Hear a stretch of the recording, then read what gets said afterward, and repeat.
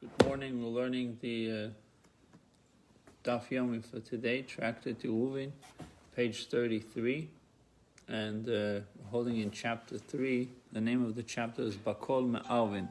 We're making Eruv with many different things, Bakol Me'arvin, and we'll start from Umay Lamala, Umay Lamata.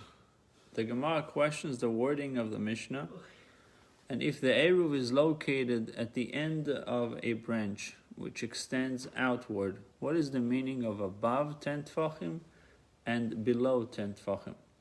You look at number 5. As descriptive terms, above and below apply only to an entity that has higher and lower points. For a tree branch that stretches horizontally, as you can see in the diagram, those terms are not appropriate. The entire branch is either high or low.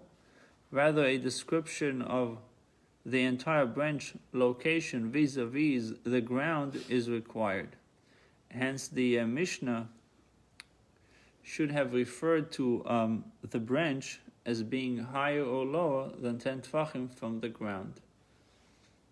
I guess the primary thing is how high it is located from the ground. And then the picture there shows a flat ground, but what if it was like on the hill too, you know? So it would be... But the case over here of the Mishnah is somebody placed the Eruv on a tree.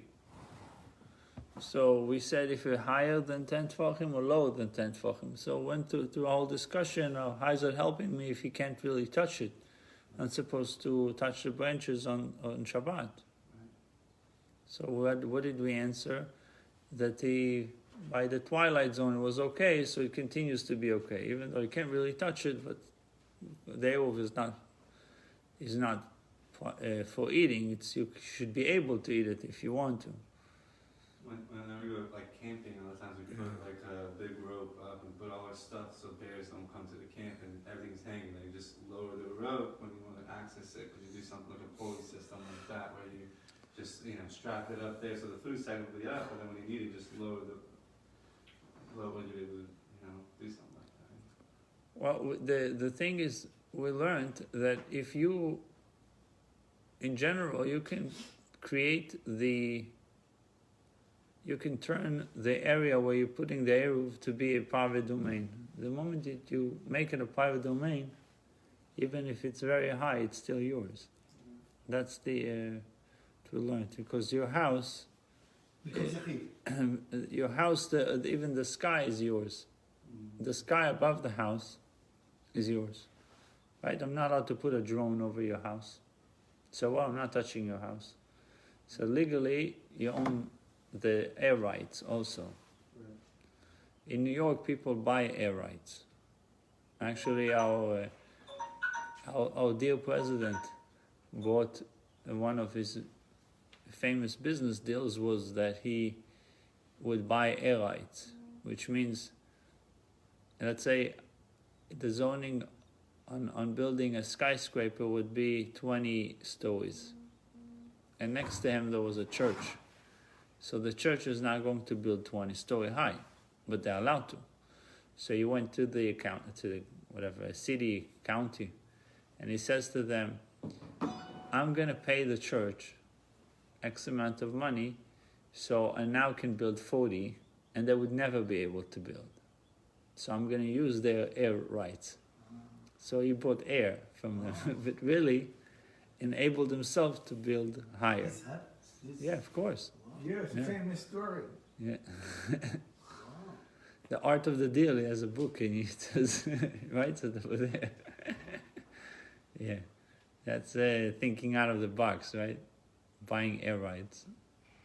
In movies, it can be like that sometimes, where you buy the song rights and then you buy like the character rights because you want to make a toy for the kids. And you have the toy rights, right. And you have the this rights. My wife has a cousin that makes. He makes special like tunes for movies. Yeah. Like if you hear like background music and you hear background, so he makes it for them. Wow. And they pay for it. They can't just use whatever. Similar but different. I heard yesterday that, Kabbalah Center? There used to be. It's out of business for a year. Oh, they closed? It's closed. They sold it to a school, Olympus something. Yeah. You know what they did? I knew yesterday. They bring you a piece of Air. No. Or sand. Sand. They sell you sand from Israel. So if you buy a piece of land of Israel, you don't have to do Shnei Yamim Tovim. You do this one, like Israel. You respect only one day of Yamim Tovim. Well, halachically, if you go by yourself, you don't have to do 2 days. If you travel to Israel, let's say but from here. Right, let's say here. You stay here, but you have a land in Israel because you bought for them for $5,000 sand from Israel. No, so now you're exempt. That's off. I discovered yesterday because but I know you're buying it. You can buy it, and people use it for burial. Was to be buried with some of the sand of Eretz Yisrael. I saw many times the rabbi in funerals that he take a little bag and he pulls it, but he probably pays $1 for it. He doesn't pay. For $5,000. Out of the deal. Yeah. So, but the issue starts when it's a Shut Arabim. I guess when it's a place that is very traffic-like, then you can't really turn it into. What we learned yesterday is that you have 4 amot. So the place where you left the Eruv Tchumin, that it allows you to walk another 2,000 amot, acquires immediately 4 amot of every. Yeah, but the problem is with these trees that if it's sticking out, like the branch is sticking out, so it's more than 4 amot. So what do you do then? Are you allowed to carry around that area? And if it's too high, also. So the Gemara says the Adar Zokif, after extending beyond 4 amot, the branch turns upward. Since it has even a little sloping up. Since the horizontal portion of the branch is below 10 tfachim, the branch contains points which are above and below 10 tfachim. So the Gemara again objects to this interpretation of the Mishnah. But even when the Eruv lies above 10 tfachim, it should be valid, because if he wishes, he could climb the tree, takes his Eruv from the Reshus HaYochid, upon which it rests, and bring it over the branch to a place in the tree above his Shabbos residence, located at the base. So the Gemara answers by further qualifying the case. K'sherabim mechatfin olav, on the part of the branch that extends beyond 4 amis and is lower than 10 tfachim, the public adjust their burdens. They would stop, they would take off their backpacks, put them back on. Chede'ula, that's what the meaning mechatfin. It's like the word of katef. They're like helping their shoulders by adjusting their burdens, whatever they're carrying on their back. It's like almost like a resting area, but made primarily to fix your burden. Chede'ula, and according to Ula, the Amar Ula, Amud Tisha B'Av B'Reshus HaRabim, a pillar 9 tfachim high that stands in public domain. V'Rabim Mechatfin Olav, and the public adjust the burdens on this 9 tfachim, let's say 45 inches about a high pole, that people come and adjust their burdens. This we learned in the laws of Shabbos, that if someone threw an object 4 amis, right? Somebody stood in public domain and he threw an object 4 amis, not allowed to carry 4 amis in Reshus HaRabim, in public domain. This guy took it and he threw it, and it landed exactly on that pillar, that pole, the 9 tfachim high. He is liable for committing a biblical transgression. Why? Because that pole is considered private domain, since the object was removed from and deposited onto Rishus Rabim. So earlier, or if he did it from Rishus Hayochid to Rishus Rabim. Let's see the case again. If one stood in the Rishus Rabim and threw an object 4 amos, and it landed on the pillar, he is liable for committing a biblical transgression, since the object was removed from and deposited onto the Rishus Rabim. So it's not considered from taking it from one Rishus to another, but even carrying it from the same Rishus. Meaning that I'm still treating that 9, only when it's 10 it's considered, if the pillar was 10 it's considered private domain. If it's 9, it's Rishus Hayochid. So the fact that it landed, I'm still treating it as Rishus Rabim. Or because there was 4 amos, is liable.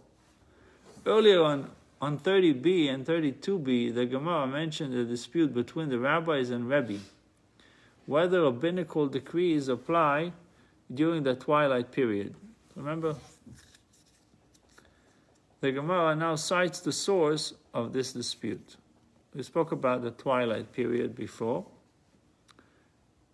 that you're saying since he was capable of taking it off the tree at twilight zone, it should be okay.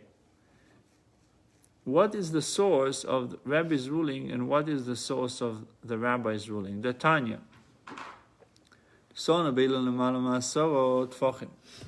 If you place the Eruv in a tree above 10 tefachim from the ground,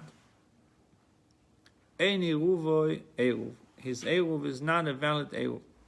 Lamata Masor tefachim. If you place it lower than 10 tefachim, Eruv Eruv. His Eruv is valid. Right? That was the Mishnah. Now, because it was accessible to him during twilight, then the rabbinical prohibition against using trees is not enforced. Remember, we said, why is it rabbinical? No, but why is it rabbinical to use trees? In Shabbat, you're not allowed to cut a branch from the tree. You're not allowed to cut fruits from the trees or leaves. So the rabbi said you shouldn't even touch the tree. You shouldn't climb on the tree. You shouldn't move the branches because it might happen. Right? It's so is it the bark? Like the bark? It could break a twig even. Is it like sometimes some trees have like really loose bark around them, so you just touch it, it could fall down. Like the palm but the point is, but biblically there's no problem touching the tree. Rabbinically they said don't touch it, don't climb on it because it might happen. So now we are permitting him, according to this, we are permitting him to come in and place Eruv less than 10 tefachim. We're giving him permission to do it. Eruv or Eruv, we said that his Eruv is considered a valid Eruv because it was accessible to him during twilight, when the rabbinical prohibition against using the trees is not enforced. During twilight there is no problem, according to the rabbis. And it is prohibited to take the Eruv off the tree during the Shabbos itself. But if you place the Eruv on the tree within 3 tefachim from the ground, it is permissible to take it off the tree even on Shabbos itself. Again, if you place the Eruv 3 tefachim within 3 tefachim from the ground, it's like the concept of lavud, that is considered as if it's on the ground. Even though since it's only 3 tefachim, which is 15 inches, it's considered like it's in the ground. Which we apply it in the laws of Sukkah. If you have the dolphin of the Sukkah doesn't touch the ground. Let's say it has 2 poles from here and here, and it's a little bit off the ground. If it's too much off the ground, then you don't have a real dolphin, you don't have a real side. But if it's a little bit off the ground, it's still okay, because that's the law of lavud. We are considering it as if it touches the ground. So over here also, if it's less than 3, is allowed to take it on Shabbos itself. It is permissible to take it off the tree even on Shabbos itself. And the Eruv is certainly valid. And if you place the Eruv in a basket and hung it on a tree, so he left the food that the 2 meals that we learned that he needs to have, say egg and a few other things he has in a basket, and he took the basket hanging it on the tree now. Maybe he was afraid that raccoons and animals will eat it. I don't know, they probably can climb also. But anyway, so hanging it on the tree, even if he placed it more than 10 tfachim, Eruv is valid. Why? Let's see. Divrei Rabbi, these are the words of Rabbi. What's the difference? The only difference now between this case and the case that we learned before is that he put it in a basket. Before we didn't learn about a basket. We learned about putting the food on a tree, directly on the tree. Now this is in a basket. The rabbi said, Rabbi said, if you're not allowed to take it on Shabbos off the tree, it's not an Eruv. Meaning the rabbis don't care if you put it in a basket or in a plate. You put it on a tree and you cannot touch the tree on Shabbos, you cannot climb the tree on Shabbos, it's not an Eruv. But according to Rabbi, it is an Eruv. Let's see what's the reasoning behind it. Rabbi, it's above 10 tefachim. Yeah, but Right. it hangs down.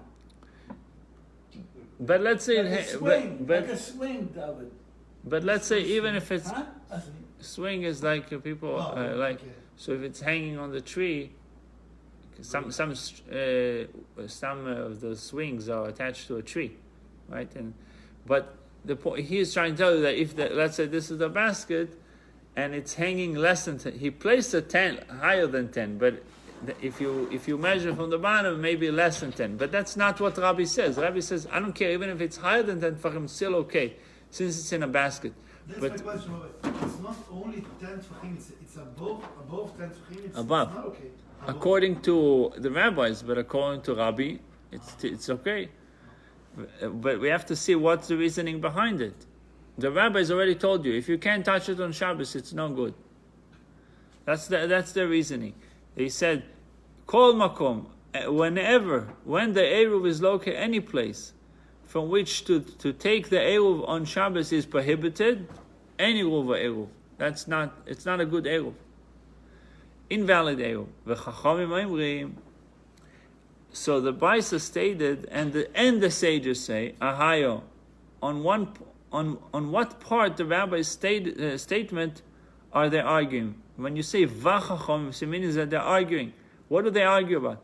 If we say that the sages dispute the last part of Rabbi's statement, and therefore rule that the Eruv is invalid because, in their view, the rabbinical injunction against using trees, including removing object from even a basket hanging on a tree, and that this prohibition extends to twilight as well.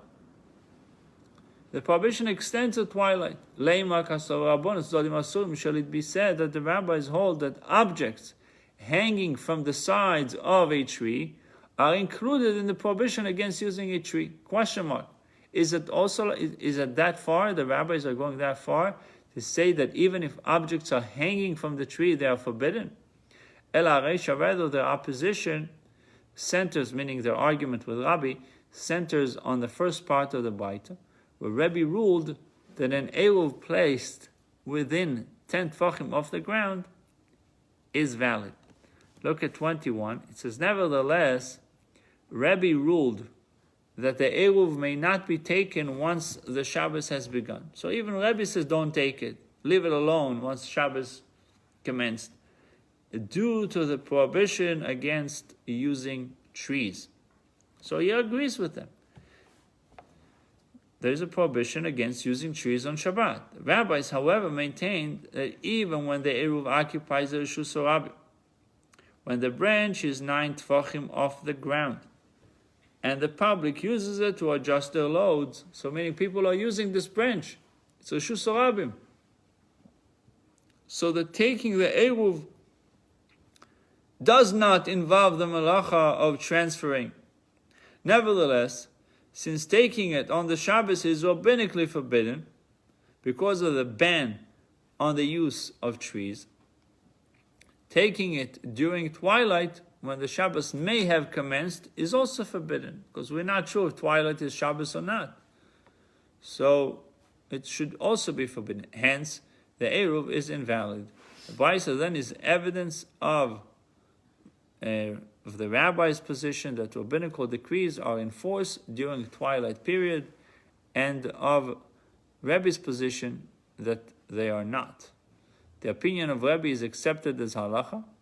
Look at this, even though the rabbis seemingly are the majority. He says the opinion of Rebbe is accepted as halacha. One may violate a rabbinical precept during the twilight period. However, Rambam in the Laws of Shabbos 24:10 restricts this leniency to cases involving a mitzvah or an urgent or an unusual deed. So that's what we learned in Shulchan Aruch. I don't know if you bought the books. No, I never got it over there. This is also the ruling of Shulchan Aruch. Mogen Avrom questions whether Rebbe's ruling applies to the twilight period following the Shabbos as well. See Midrash Mishnah Berurah. So they said halacha like Rebbe, but in practical, actual halacha, the Rambam limits it to mitzvah.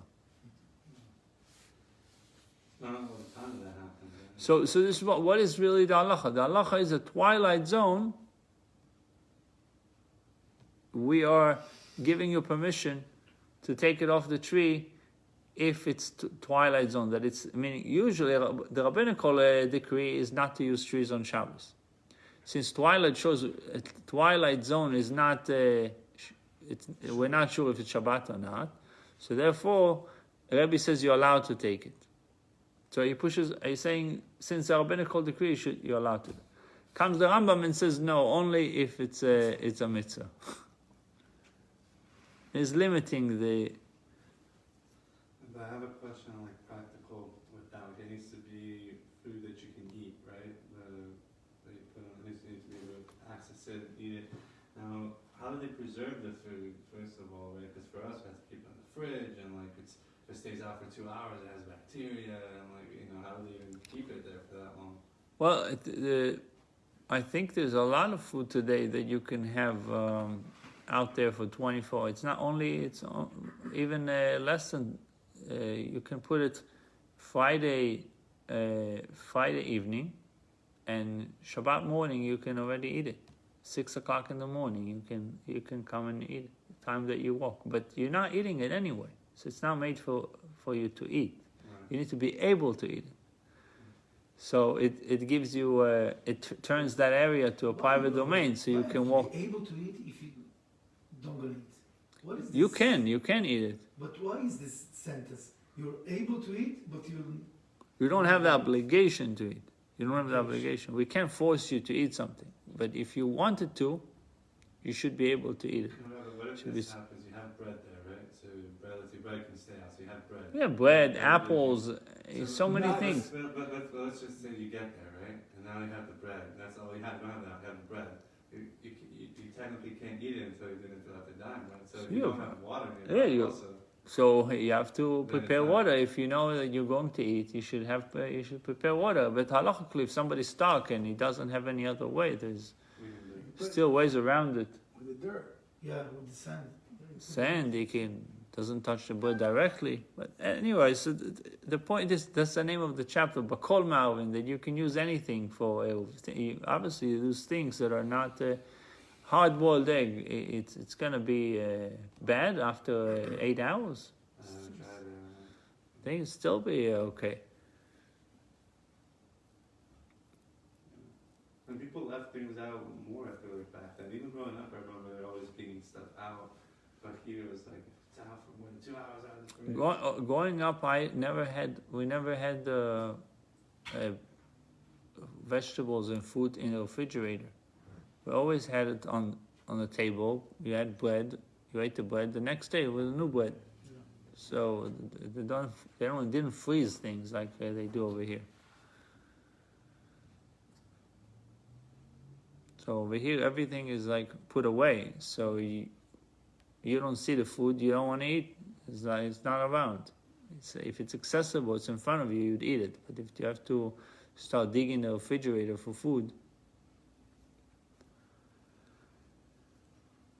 anyhow, Amar Ravina Reisha Deis Be'arbo.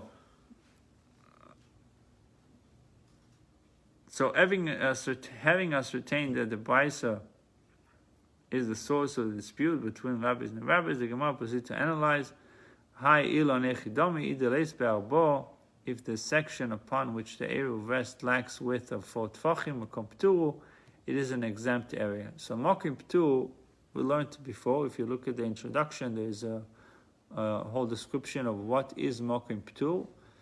It's an interesting domain. It's not private, it's not public domain, and it's not Carmelis. It's in like exempt area. An area less than 4 Tfachim wide. If you look at 22, it says an area less than 4 Tfachim wide is not a separate domain. One may carry from there into Reshus HaRabim and into Reshus HaYochid, or the reverse. So the point is, they're telling us that this tree, the Gemara says, this tree mentioned in the Baisa, if it doesn't have 4, if the section is less, and it becomes a Mokum Ptur. Even if the Eruv were placed above 10 Tfachim in such an area, it could be taken off the tree into the Reshus HaRabim below, since the Baisa declares the Eruv invalid due to its inaccessibility, meaning it's not accessible. Clearly it was not placed in an exempt area.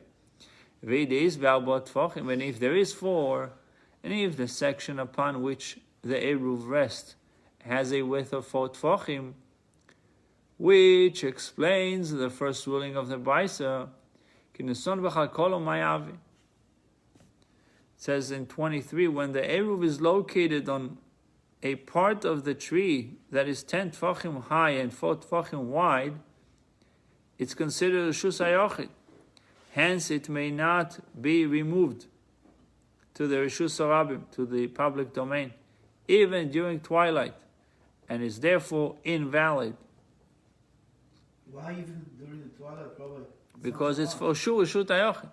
Once you establish one thing for sure, it's a problem. So it's for sure Reshus HaYochid, and you're going to take from Reshus HaYochid to Reshus HaRabim.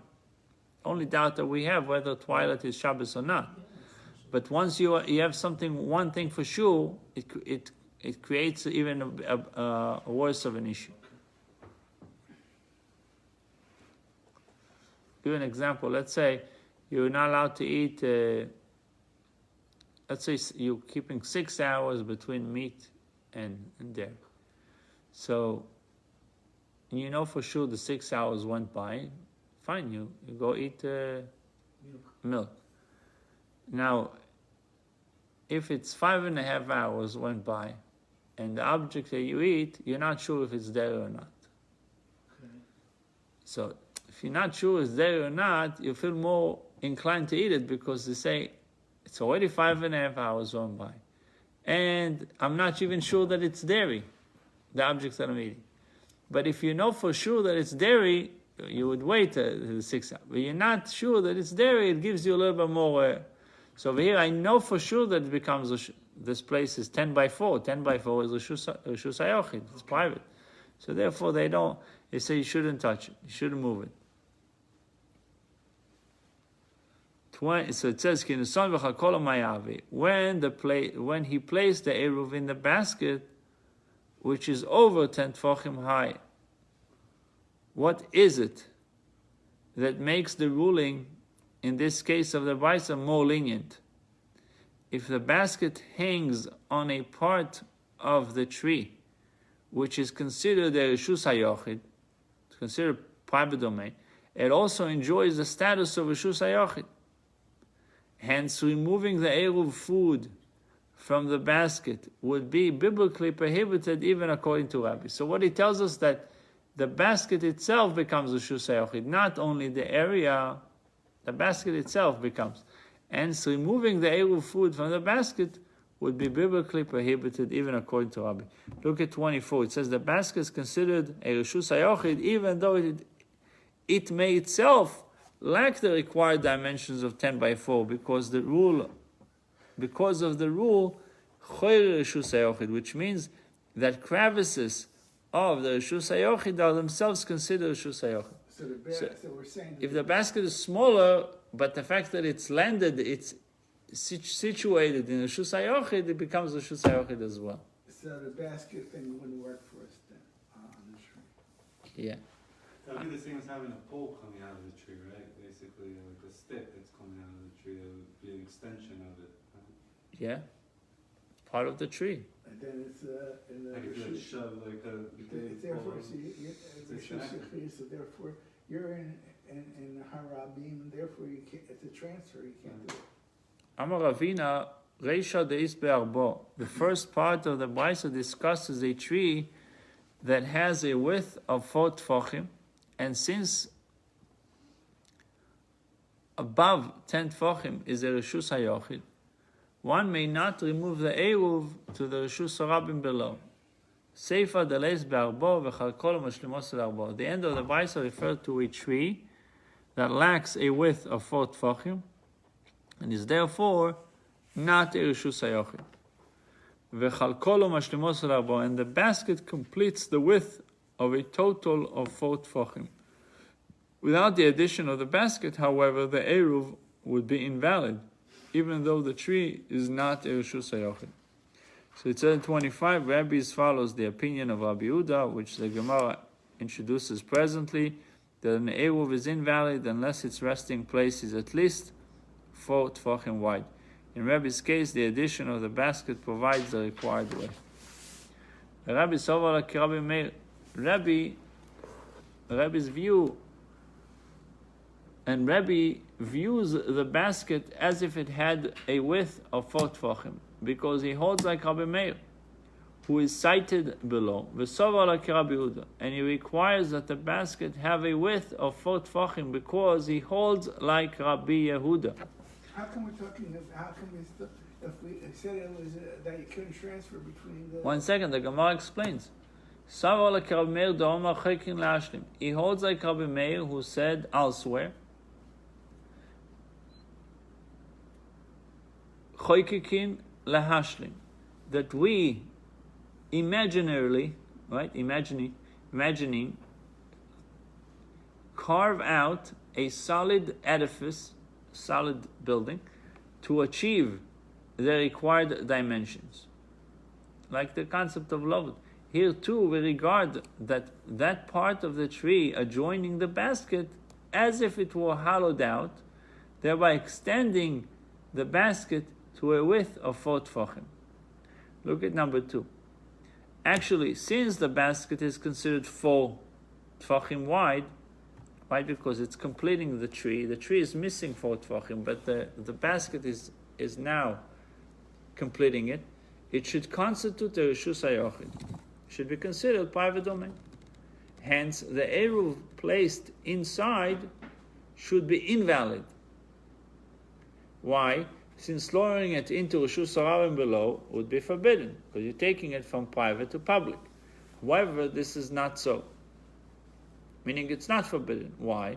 In the case under discussion where the basket completes, the basket itself is not 4 tfachim wide.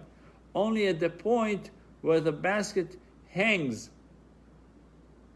is the width requirement for Reshus HaYochid met. Because the basket is making it now, it's now completing a 4 tfachim area. This case resemble that of a boat whose deck has the proper width and height for Reshus HaYochid, but whose bottom narrows to an area less than 4 tfachim wide. So the Gemara does not regard such a boat as Reshus HaYochid.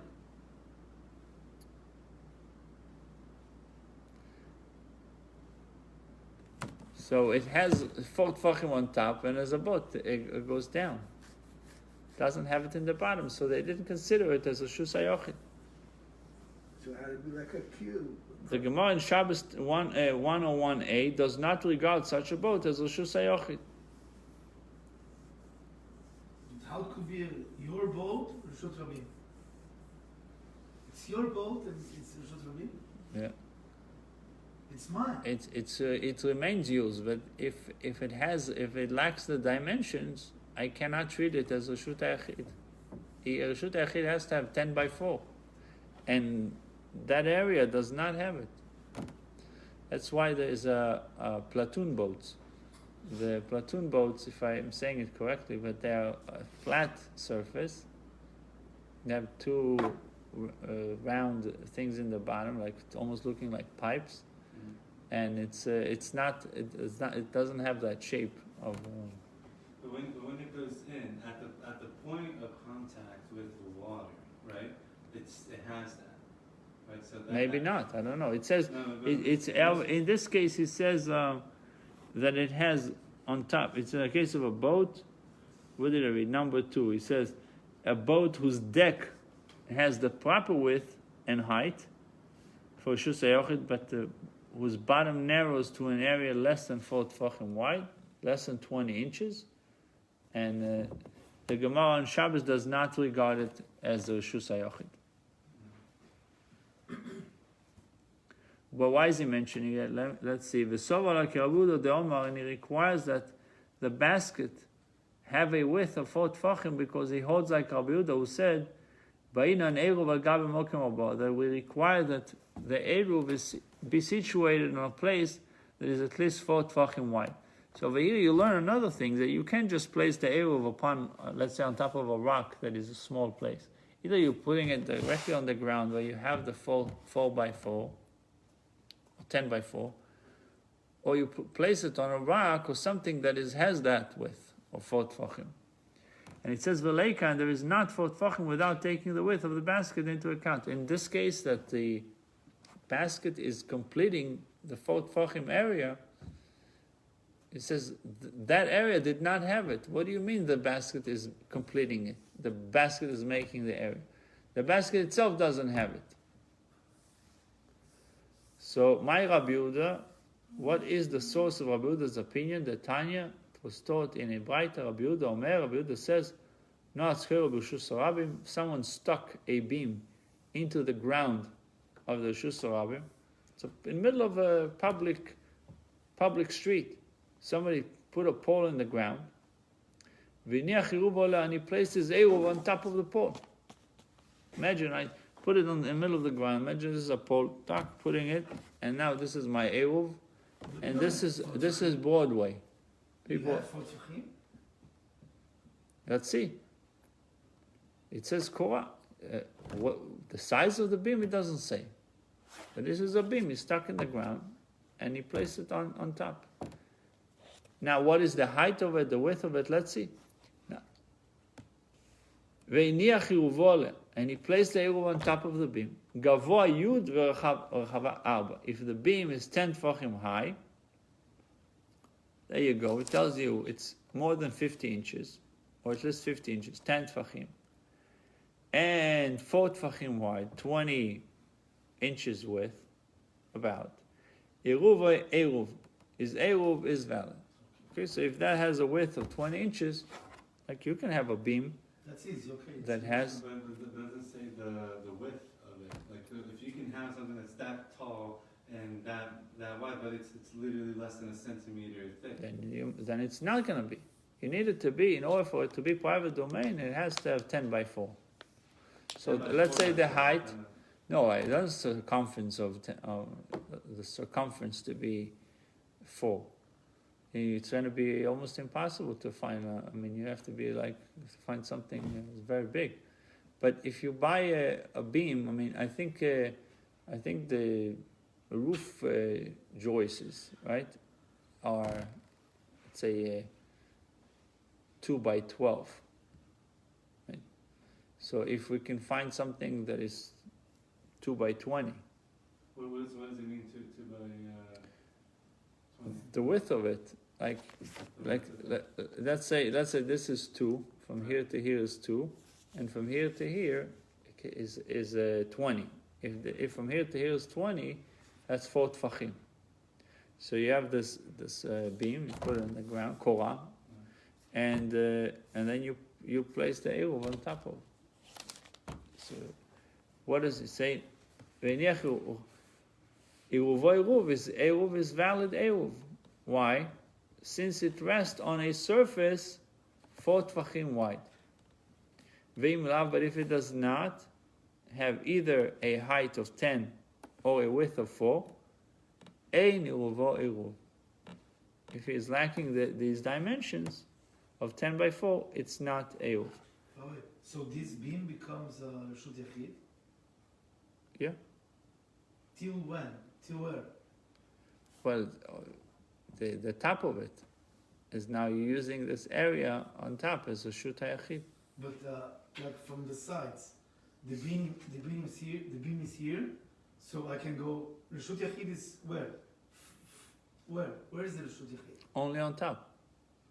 If I carry something from here beside the beam to 1 kilometer, no, to Usually you acquire 4 amot. You have 4 amot in general. around the beam. Yeah.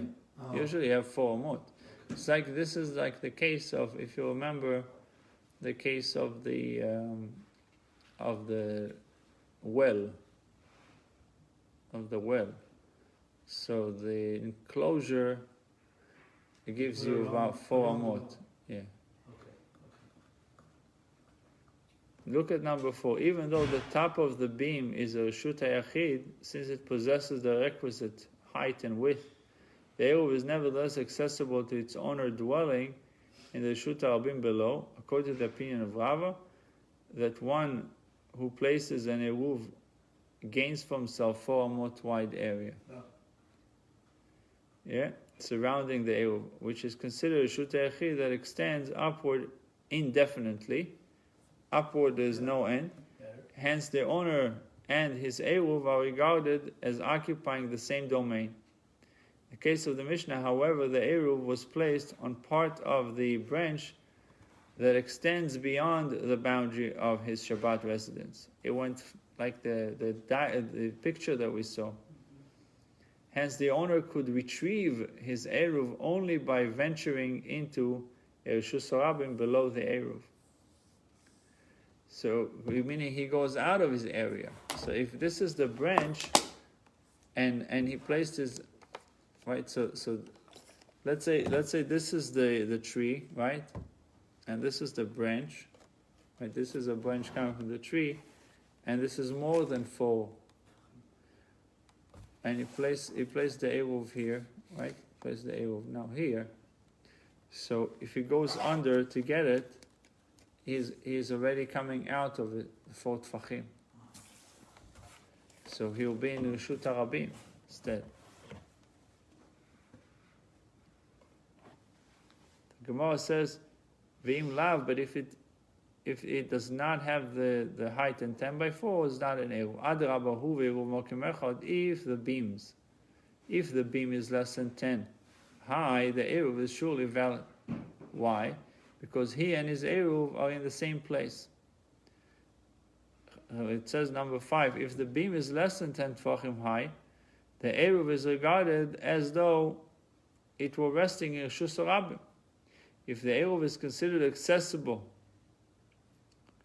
when the beam is higher than 10 tefachim, and the Eruv is in a Reshus HaYachid, then certainly it is accessible when it is in the airspace of the Reshus HaRabim. So the Gemara want to say that even if it's less, it should be okay, like the Mishnah said. If the beam is 10 tefachim high, its upper surface must be 4 tefachim wide.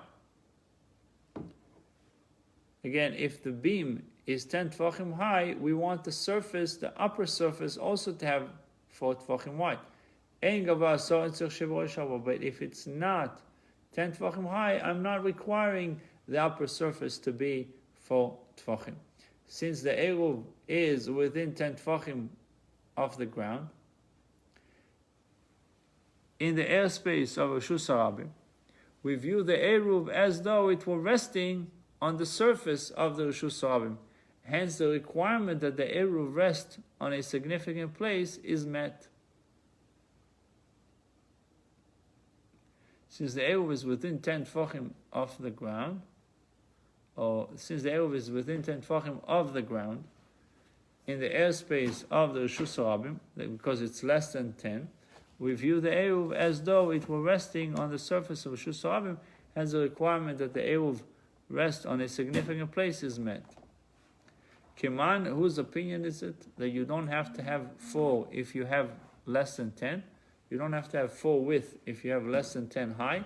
The local Rabbi Yossi Rabbi Yehuda, the time Rabbi Yossi Rabbi Yehuda, Rabbi Yossi Rabbi Yehuda says, no, it's kone b'shus rabim if one stuck a reed, which is like a branch, into the ground of the Shus Rabim, and he placed the basket on top, and he placed on top of the reed a basket 4 tfachim wide, when he threw the object from the Shus Rabim and it landed on the basket, Chav is liable for committing biblical transgression because the basket is considered a Shus HaYochid. So what is the case over here? Again, somebody stuck something into a Shus HaYochid, into a public domain, middle of Broadway. He has a pole, and on top of the pole he is placing now, this is the pole, this is the basket, he's placing a basket, and now he throws something and it lands on the basket. Okay, so landing over here, so this is considered a Shus HaYochid. He's throwing it from public domain to a private domain. He's liable. He's liable for committing a biblical transgression because the basket is considered a Shus HaYochid, public domain, a private domain. It says in number 11, an area 10 tfachim above the surface of a Shus Rabim and 4 tfachim wide is considered a Shus HaYochid because of the Aloch al Moshe Sinai, Sinai principle, good achis mechitzo. What is this rule? What is this principle? Good achis mechitzo. Extend the wall downward, meaning that as if the whole thing is 4 wide. In Rabbi Yossi case, we view the walls of the basket extending down. So even though the pole is not, think of it, this is the pole is not 4 wide, but the basket is 4 wide.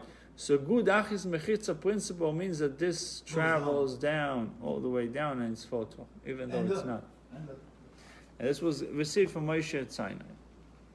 Good achis mechitza. So if a Jew works at Amazon and delivers boxes and he throws to every house on Shabbat, He he's doesn't driving, but every time he throws the box. Well, his car is Rishus HaYochid, it's private domain. But he goes out from his car. So he takes it from private to public, because if he put a box in front of your door, it's not Rishus HaYochid. In front of your door is still Rishus Rabim. Only inside. Right. Okay. Depends on the property, right? Depends on the property. If it's enclosed, but most cases where it's not, when you don't have a gate around it, right? You don't have a gate. If you had a gate, what type of a gate? Okay. And like for me, it's just a door. It's like an apartment building. It's just that. It is the door right there. That's Right. So it's.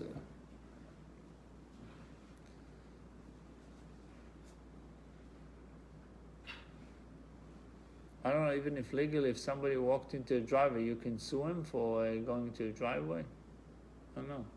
Well, I know you can't. Unless you warned him not to, he purposely asked, but... I don't know. Look, the mailman go. Look, you could have the mailbox on the by your door. You have to walk up the driveway to get to the door to put the mail in. So But that's, remember we had a discussion about multiple violations of Shabbos, if it's considered one violation or many. Where he drives the car, every time he hit the brakes, the lights goes on and off, blinkers, windshield wipers, stops the car, starts the car, One category of, stops the car, starts the car back and forth. Well, I mean, the combustions, there's like 1,000 per second that are happening. Well, every time he pressed the pedal, pushed the pedal, and he's now injecting more fuel into the engine and it's burning. So what if we had one in a golf cart with electric?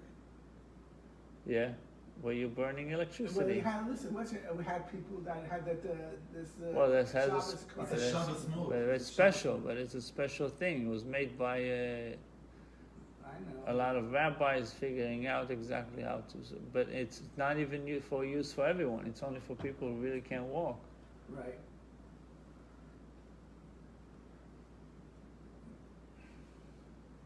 But that's what's called Elam Echod. Elam Echod is one awareness. They're not. Very few people in our generation you can call them apikoros. Today is more Amaretz than apikoros. Amaretz is commoners. They don't know, and even if they know, what is the extent of their knowledge? But How deep their knowledge is? How deep their understanding is? But you're not gonna be asked like after 120. Why did you never go to the synagogue? Ask for it's your religion. Oh, I don't know. That's it. I don't know. No, a guy can say to God, listen, number one, you made me born in the United States. Number two, my parents were not religious. Number three, my parents put me in a non-Jewish school. So Number bring four, the guilty on the others. on not- God. What about you? on God. God placed you in these places. Of course, you're telling God, listen, you put me in a public school. My father didn't do a bar mitzvah for me. He never put a tefillin on me. What do you want for my life? If you want me to be religious, you could have made me born in Bnei Brak. Why did you make me born in Boca Raton? Question is on God. I don't think it's not on us. Rabbi, because till Why are you killing the guy for? till 15, I agree with you. No, even till 50, because if he's not exposed to it, what do you want from his life? Go for it. You don't Why have should to he go for it? You're What if he Jewish. doesn't know that he's Jewish? What if he doesn't know what it That is means? different. That is different. But what if he doesn't know what it means? Like the If he guy, doesn't know, it's the guy who different. came today, right? Okay. Told me both of my parents are Israelis, but I don't know anything. I don't know how to read. I don't know Aleph Bet. Okay.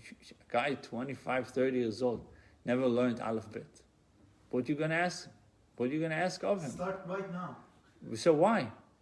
I don't know what it means. Because you are Jewish. But I don't know what it means to be You a know what? He Jew. has to get that. You know what? You can't put that out of the. It has to come to him. Yeah, Don't do this. no, he's not doing anything. What I'm do you not want? doing He's just that. having a Just- conversation. No, but I'm saying the guy.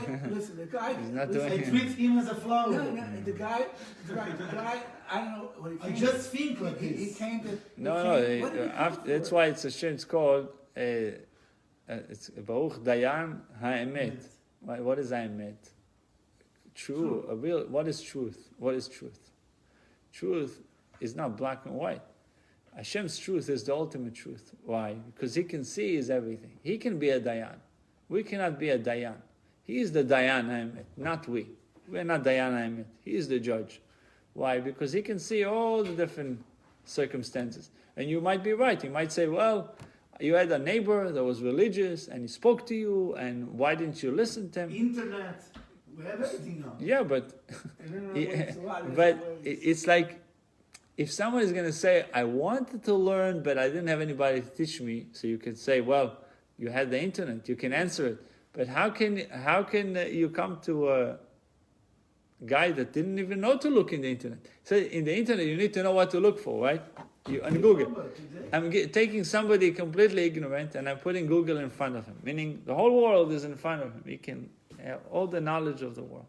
But you need to know what to look for. But Rabbi, To you're ask. being too lenient.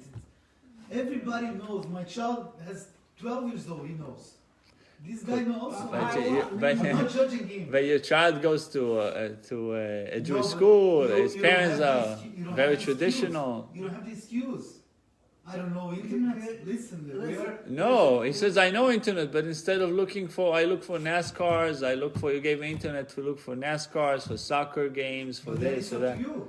You decided to go for it. No, but you Instead never of told me. You never taught me to look for Torah. You never taught me to look for Judaism. If your parents are Jewish and I tell you, we were raised up as Jewish people to listen to our parents. Everybody, not Jews, non-Jews. You follow your parents whether you want it or If I not. follow my parents, I will not be religious. No, I think because your parents, as much as they were not religious, they still had certain things. They sure. had Pesach, For sure. Kiddush. For sure. If they did not give you these things, you need to ask yourself, would I still be here today? Okay, I agree. If you're honest with yourself and you say, if my father would I have agree. never wear kippah, would never walk to synagogue, would never say agree. Kaddish, I agree. then you would never be here. You would agree. probably still be wandering around. But that makes And- sense, Rabbi. The problem is if your father, your mother, if your father's a rabbi, or like you grew up literally in shul your whole life. That's what I think Right. is a little more. Then it's- That's what I said today. There's no apikos. There's amaretz. Amaretz he doesn't know. Now, when I said Dayana Emet, Hashem has your whole life in front of him, right? So every single second he knows. So if Hashem, like we say in Hasidut, had itaruta delayla, he put in front of you a situation where you should have been woken up.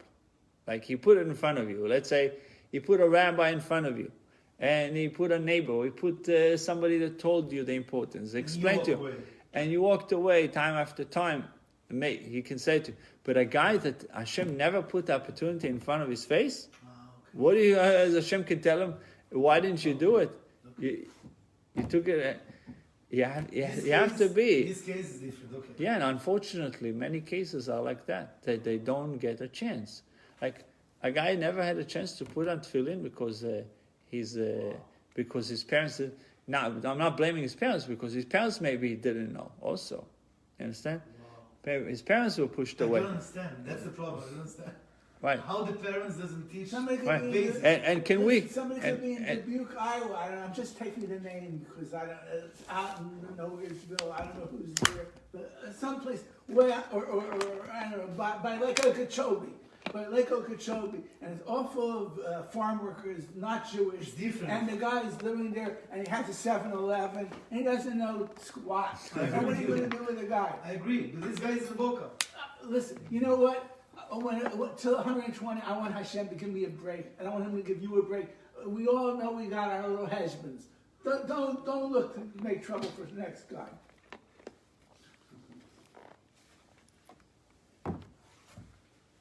Yeah, that's again. This is why the only one that can really judge is Hashem, because we don't know what.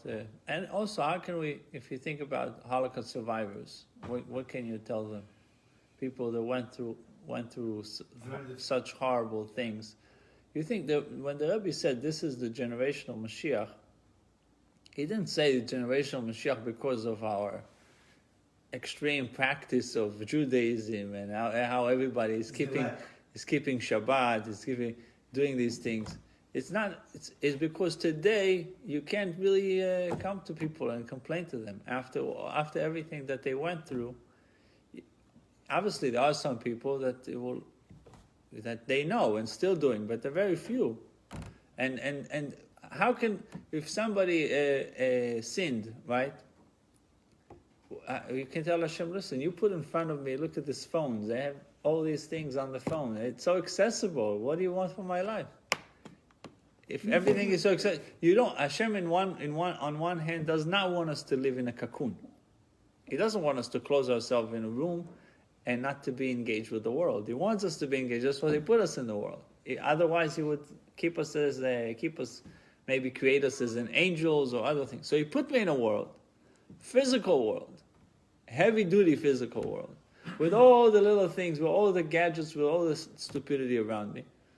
So a guy cannot say, "Listen, what do you want from me?" Still, there's always, you can control it, but one of the things that it says in the Gemara, that Hashem regrets for creating Yetzirah. He regrets. There's a whole discussion that the neshama would blame the body would blame the neshama, and then ultimately would blame Adam HaRishon, say for the original sin that you did. But Also, remember we learned in one Gemara that I think Moshe tells to Hashem, we did the golden calf because you gave us gold. you at gave the us time. gold, yeah. So I think it was something. Right.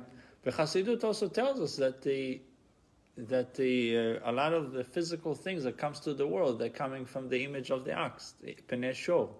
Right? There's the prophecy of Yechezkel. You have the ox, the eagle, the lion. So it says that physical things come from the image of the ox. So they thought in their mind, okay, we're getting it from the ox. So we should also bow to him. We should also praise the ox. So it's not so simple because we're not dealing with stupid people. It's not ignorant people that do these things. No, just the example that Shmuel gave, that the guy that lives in Okeechobee, I Yeah. agree 100% with you and the guy. Doesn't come all your life to the synagogue, you good. But my example is a guy that lives in a place that has synagogues. His father puts tefillin, so he receives something, and his option is not to go to this. That's my example. Right. This You guy, don't know. John- Listen. You know what you just don't know what's in his head. What is all of his experiences? Yeah, but some parents don't know how to give it over to their and kids. Sometimes the guys. So that's the sometimes point. the guys. I'm not being going to someone- give to the parents. It's the No. you have to do something. But you know No, what, but you if the got- father you know doesn't what- know how to give it to you, you it's have his to fault, have- Go no? to the synagogue. no, but he doesn't know how to give it to you. If let's say a father forces his son to go to the synagogue, if he forces his son to go to the synagogue, so in his heart, he is building resentment to the synagogue. So when he grows up and he got to an age where he can tell his father, "Go blow. I don't need you. I don't need your money. I'm comfortable. I have money. I have car. I have a house. I don't need you. So take a walk, you and your religion." Right? He'll tell his father, "Take Well, a walk," I did it for because 30 years. because he never ever introduced to Yiddishkeit in an authentic way, in a real way. Because his father doesn't know it. You know, like my parents, they made me go to the Hebrew. You know, after you go to public school, then you go for 2 hours to the Hebrew school. You know, I don't know, the conservative, and I don't know, they teach the Aleph Beis, a little history, a little whatever. I hated it. My brothers hated it. But what you did, you Yeah, went by okay, yourself. Then you come through by yourself. That's the point. Yeah, somehow. Because Hashem woke him up. Hashem woke him up. But listen, I So- have. Hashem won't So tell you. listen, It's different I have- to understand I this. have- Hashem won't tell you. I You have- have to but wake listen, up. No. I know Hashem gives you power. Most of the people who became al tshuva, they had an awakening. They had a calling from above. They No, either I saw some miracle in front of their face. I know. Things were happening that were not the usual things that happen. And my brothers, my brother is in China. He doesn't. He's way out of the box with this stuff. The other one, he was married out twice. He got divorced the second time now. I realized that him and I, we have each other. I mean, my mother's like 96, whatever. So, but I don't know if he'll ever put on the mezuzah or do the tefillin. But I realize he's my brother, so I have to love him. It took me 72 years to realize this, to tell you the truth, because I didn't get along. But you tell him to put on mezuzah. You know what? You told him? I can tell him a little bit, but it has to come to him. And I'm not gonna, whatever happens with him, God forbid, till 120, he's all right. I'm not gonna, you know what? It says in the Park Yoga, you gotta be in the other person's shoes. You don't know everything about the other person. Look favorably in every person. I look. I know, I just but have you questions. keep knocking. No. I have questions. I don't have so much. I don't accept like this. So these guys, no, because I know many people that they had Don't. religion. You know what? I had a They boss. don't go. I They had don't go. I had a boss. He said, "Don't look for the hair on the egg." Right? It's hard for us to see when you live a certain lifestyle. It's hard for you to understand how can people completely, drive on Yom Kippur and things like that. It's very hard. Rabbi, I did this, so I know. I think I know a little bit more better than you, because you never been in this. I have been many years like this. So you should be able to understand more I understand their more. side. But I moved to the next step. I have to make effort. So when people should doesn't look- make you should effort, look at the ones that Yeah, do. but it bothers me. but they're unable to. They're not yet in a level where they Okay, can I do it. understand, but you have to make little steps. Little steps. Don't you have to pray 1 So hour? maybe they do it. Maybe they do the little. For them, a little step is to come to the shul agree. on Yom Kippur. I agree. But they come with a car, so they made the step because they could have gone to McDonald's I agree, on I Yom agree, Robert, Kippur. I They agree. decided not to go to McDonald's, so I they agree. came here. But I think, in my opinion, it comes a lot of como fala preguiça? Laziness. Also, In my opinion. but my opinion. they say that Tony Robbins once said that there's no such a thing as lazy people. There's such a thing as uninspired people. Meaning that if you are inspired about something, you're not lazy anymore. What is the example? If I tell you tomorrow you have a trip to Hawaii, let's say you like Hawaii. Like 3 a.m. 3 a.m., you wake up, no problem, you're not feeling tired, you jump out of bed. Why? Because you're inspired, you're excited. So if somebody is inspired about Judaism, he's not going to be lazy. He's going to wake up, he's vantishul. If you're inspired, I don't know, big Rabbi is going to come to speak tomorrow at 5 a.m. You'll be inspired, you know that it's going to be an unbelievable event, you'll come. The moment that we're not inspired, and if there's nobody that inspiring, then why should they come? Like the guy today, he was inspired because it's his father's yahrzeit. So he said, I'm not religious, I'm doing it for my father. I don't know from beans, my mother told me today is the yahrzeit, I came. But once he was there, he was already inspired. You see?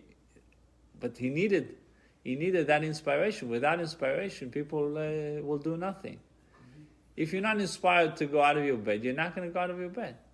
There's got to be things that you want to do. People are depressed. Why they stay in bed? Because they're not inspired to do anything. It's not that lazy. They're not comfortable being in bed. It's a punishment for them to be in bed. Okay. They're not enjoying being in bed and watching TV and wasting their time. Nobody wastes his time at the end of the day and he feels satisfied. How you get People feel satisfied only when they accomplish things, right? If you accomplish things, you go. It says, Yafa shenata amel. If somebody is amel, is working hard, he sleeps good at night because he knows the day was full of achievements, of accomplishments, of pursuing things. He did. If people are not inspired, then our job is to inspire other people. So the inspiration comes from others. From Hashem. Hashem inspire. Everything comes from Hashem. So if you ended up inspiring somebody, Hashem sent you and sent him and made him listen to you and you inspired him.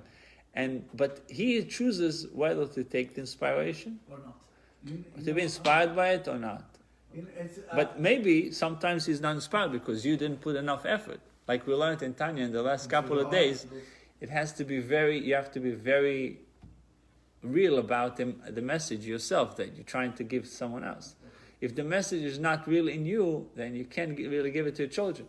That's why a lot of parents, you say, the example that you said, a guy puts on tefillin, and he tells his son to put on tefillin also. But if the father himself was not 100% with himself, excited to put on tefillin, to do the mitzvah, then his son says, my father just doing because he has to or whatever, I don't have to.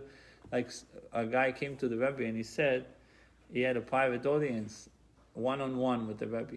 So he asked the Rebbe, how come his children are not religious? He said, I'm religious, I did everything right, my children are not religious. How come? So the Rebbe told them something amazing, like, I don't know how the Rebbe knew it. The Rebbe told them, stop saying to shver, something like he was saying in Yiddish, he was a Polish or a Russian Jew, he was saying in Yiddish, to shver zayin ayid, something like, which would mean, he kept on saying throughout his life, in the upbringing of his children, how difficult it is to be a Jew. Hard to be a Jew. It's difficult to be a Jew. So the kids are hearing it, they say, if it's difficult to be a Jew, why should we become a Jew? Why should you're Jew your whole life. But they say, I don't have to be a Jew per se. I'm born a Jew, but I don't have to practice this being a Jew. You understand? So there's something like small nuances that you give over your kids and they say, it's difficult, it's hard. And they say, it's difficult. Okay, when I have a chance, I won't do it. Easy. Yeah, people. Okay. I have to say something. Now you reminded me of something that I should remember. I had a couple, and this woman, Ruth Levinson, and her husband, Jack. Her yahrzeit was right around now, and he died on the second day of Rosh Hashanah. She sat where when my job was, she sat where Pinchas is, and I was doing my job. She was the president of the conservative shul in Hillside. And they were very schwach, and she was selling the shul to the Orthodox, to the Chabad, to Rabbi Kanowski, who was my rabbi for 20 odd years. So I heard her do the whole transaction from here to there on the phone, because we were able to deliver whatever the phones with the government. So anyway, meanwhile, she stayed with the shul after it became Orthodox. And she started going to a shiur on the Parsha, Shuvua. And she invited me one day to go to that shiur. And I went to the shiur with her one day. For some reason I did. And then everything happened after that. And they lent me the money to make the shidduch, which my wife. So I have to give them all credit, and hopefully in Shemayim. So look at this. Hashem is making the conservative shul go bankrupt. The Chabad rabbi buys the shul. No, wait. Chabad rabbis buys the shul from a lady that worked close to Shmuel.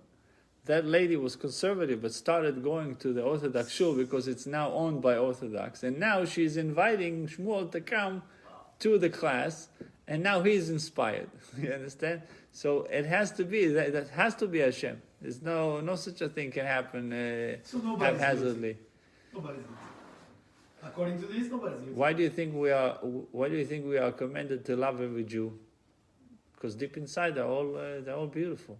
The Gemara tells us they're all like full. the pomegranate. They're all full of mitzvahs like a pomegranate. Remember there was a story about it's connected now, that a guy came to the Baal Shem Tov. He said, teach me the laws of, teach me the kavanot of blowing the shofar. There's a lot of things to meditate when you blow the shofar. So the Baal Shem Tov kept on pushing him off. Every year he came, he said, I want to know what to think about. And so one year the Baal Shem Tov told him, okay, you have to have the kavanah to love every single Jew. So he said, for that, I waited all these years. You could have told it to me a long time ago. What's the big thing? So he told, I want to tell you a story. So he's telling him a story about a farmer who went one day, woke up, I think he spoke about farmers living far away. So he woke up one day and he walks to the market. He gets to the market and he sees the whole market is closed. So he looked for found a guy. He says, why is a goy? He says, ask the goy, why is the market is closed? Where is everybody? He said, today is the Jewish holiday, Yom Kippur. The goy is telling the Jew, it's the Jewish holiday, Yom Kippur. So he said, what happened on Yom Kippur? He said, they all go to the place where they pray, the synagogue, and that's where they all are. So okay. So he goes back home. He tells his wife, I couldn't buy anything. Market is closed because I was told it's Yom Kippur. It's the day that everybody goes to a synagogue. So why don't we go? Maybe we should go also. So she said, fine, but we didn't eat lunch. So he said, but the market was closed. You didn't buy any food. So okay, so he goes outside. He goes to the forest and he hunts a rabbit. He catches a rabbit, brings it home, skins it. And all this, Baal Shem Tov tells the story to this rabbi that wants to know the kavanot of the shofar. Okay, so he cuts the rabbit, they fry it, they barbecue, they eat it, and then he goes to shul. He comes to shul, he sees everybody's wearing beautiful clothing, and he says, I'm not wearing it. He comes with his t-shirt, right? So he says to his wife, we can't go into the shul, they're all wearing nice clothing. He says, okay, but what do they do in shul? They pray. So let's make a quick prayer before we leave. Hashem, everything was beautiful last year. Keep it up. Keep the good work we want to have. So the Hashem says to this guy, can you love this Jew? So he says, no, this type of a Jew I can't love. So he said, this is what you have to learn. To love even a Jew that is so distant, that is so far. I love. Don't think that I. No, I know. I just want to understand. I want to understand. I love every Jew. Maybe you should love him without understanding. No, I want explanations. No, it's fine. He's not putting them down. I understand where you're coming from. No, I completely understand you. But we have to be. The one thing you have to be careful is that if we feel that it could create a feeling that, oh, I'm better than him because I'm doing this or he's doing that. Because I was very bad, so I know my level. Yeah. We don't know. Also, could be that something that inspires you doesn't inspire someone else. Yeah. So it takes time until a person sometimes have to go through many journeys Stages, until he gets the right word and the right time. It's true. And you say, oh, but that would inspire them. But no, it's accumulation of all the things, all the experiences that all come together that caused it. I understand. Like me, it happened with me. I know. It's definitely not black and white, like you said, right? Right. And it's almost even easier to look at it with another Jew because you can't say, okay, he's like a pomegranate full of mitzvot. But from my issue I had was, coming from a non-Jewish background, and then at that point, it's at first I did have a lot of anger against just Orthodox Judaism. For how come no one came up to me to tell me? I was someone who was so in love with Hashem. My whole life, always wanted to be, close to Hashem. No one, if they all knew the truth, no one had the heart to just, let me know, hey, I know you love Hashem so much, but you're just doing it wrong. How about this? Look at this. And no one had the decency to try to, reach out to someone who just already loves Hashem and wants to do it. There's so many people that give their life for Hashem, but they don't even know. They have no idea what they're doing. No one, there was, I didn't even know there was this, oral Torah. I didn't even know it existed, oral Torah. That never, I heard of Torah, but even that was already kind of diluted. But still, it's, so when we look at Jews, it's one thing, but there's also so many people out there. We're not in the business of being missionaries, right? So Right. But it's different because from where I come from, I was like, well, if we knew something that someone else didn't and we could benefit them, then why not share Right. that? And so. No, I It's- think it's tough, in today's time we should be more find ways to reach out to more people, take advantage of the media and find ways to reach out to these people that at least start with Jews that are looking for, maybe not even looking, but to tell them that they should try to maybe look for something else. But all these things, it's money, like putting advertising, put advertisements on Facebook, on Instagram, so maybe they will stumble upon it and will. How do you get to people like this guy, for example? Somebody that both parents are Jewish, and but his parents sent him to a public school. 99.9 of his friends are not religious and not Jewish. How do you get to these people now at the age where they're getting married? It's already a second generation here. They're getting married, With Goyim. and possibly, hopefully not, but let's say they even. How do you get to these people that they're so far? They don't even know how to read. They don't know how to read Hebrew.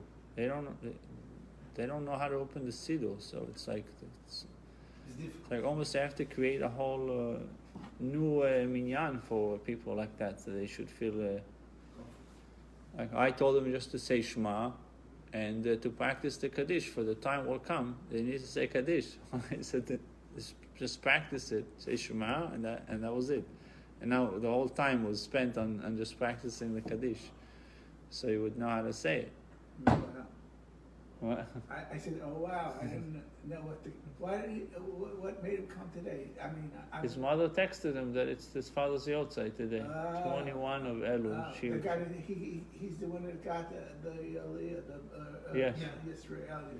Yeah. It must have been his first. The rabbi didn't want to give him aliyah because he was wearing a short. But I said, look, the guy never got aliyah in his life. Good. So I think you should give him, but do whatever you want. So the rabbi said, fine, I'll give him aliyah. Good. It's better that somebody. He was so, he cried. Wow. Yeah. Touches me. Touches me. Yeah. Yeah. Was his first yurtzeit or something? Yes. Yeah, it's tough. Imagine the neshama Yeah. to receive I'm this sure his Kaddish. father was very happy. Wow. I'm sure his father in heaven was very happy. And I'm sure his parents, they themselves probably didn't know that that's what they need to give him. If they would have known, I'm sure they would give him more Yiddishkeit, but they didn't know.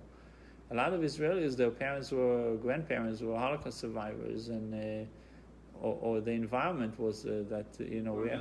military that was like, we fought the war. It was We have to take care of ourselves. They're all they saying- love Israel. Very but- No, saying if we were not protected in the Holocaust, then we got to take care of ourselves. We take care of us.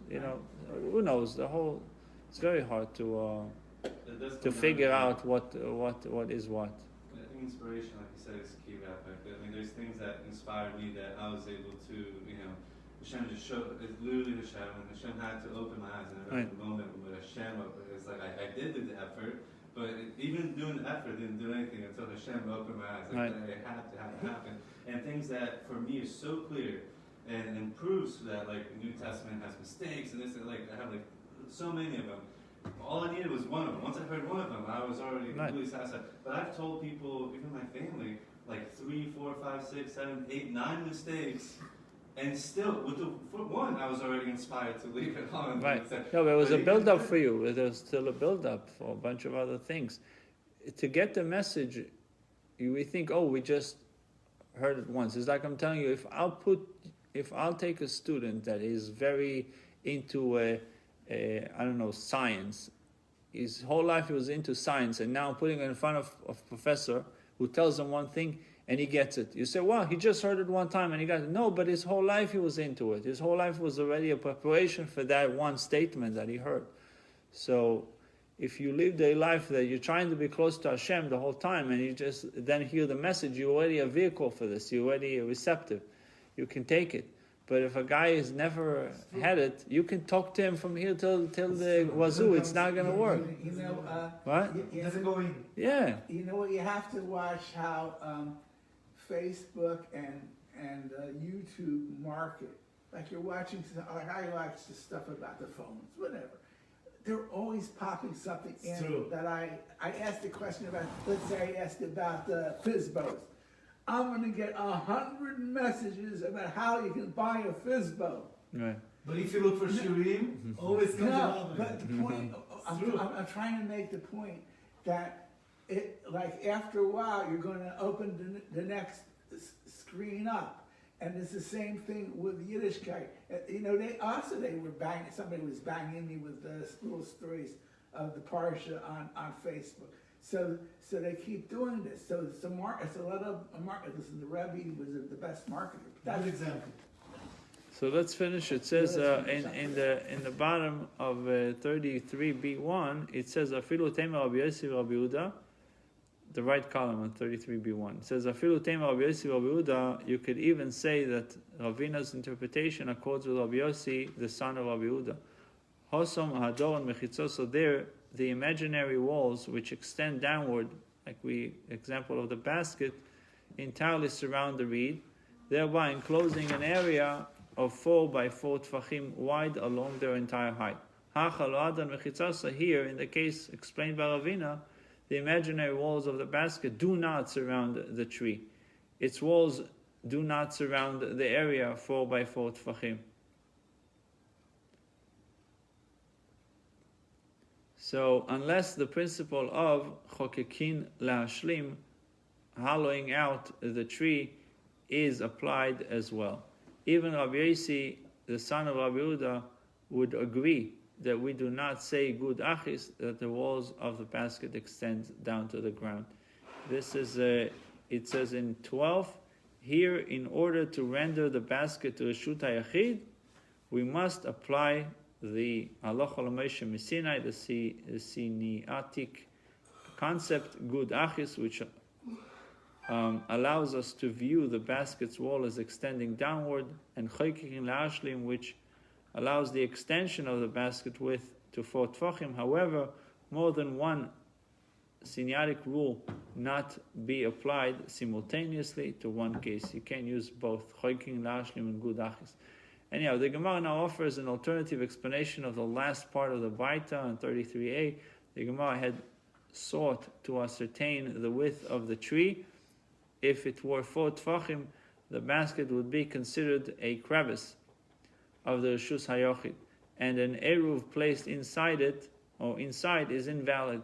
Contrary to the Baisa's ruling, the Gemara now explains how, indeed, the tree can be 4 tfachim wide, and yet the Eruv is valid. The case of the basket is different. Since the Mishnah speaks of a long basket, he can tilt one end of it downward and bring it within the 10 tfachim of the ground, and then remove the Eruv without violating a biblical injunction. The Eruv is therefore valid since it is accessible during the twilight period. Yosef of Papa was sitting and relating this explanation of Abirmia.